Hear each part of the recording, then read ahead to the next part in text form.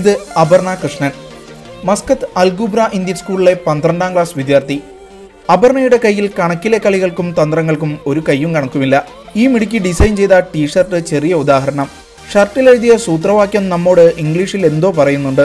ഒന്ന് കൂട്ടിക്കിഴിച്ച് വായിച്ചാൽ ആർക്കും പിടികിട്ടുന്നില്ലെങ്കിൽ പറഞ്ഞുതരാം. ഐ എയ്റ്റ് എ പൈ, അഥവാ ഞാനൊരു പൈ തിന്നു എന്നാണത്.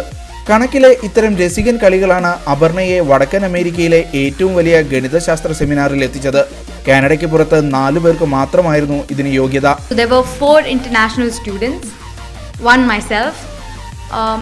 The others were, one was from Turkey, the other was from Korea and Hong Kong, and the other one was from China. ആഗോളതല പരീക്ഷയിൽ ഉയർന്ന റാങ്ക് നേടിയ 60 പേരിൽ നിന്നായിരുന്നു തെരഞ്ഞെടുപ്പ്.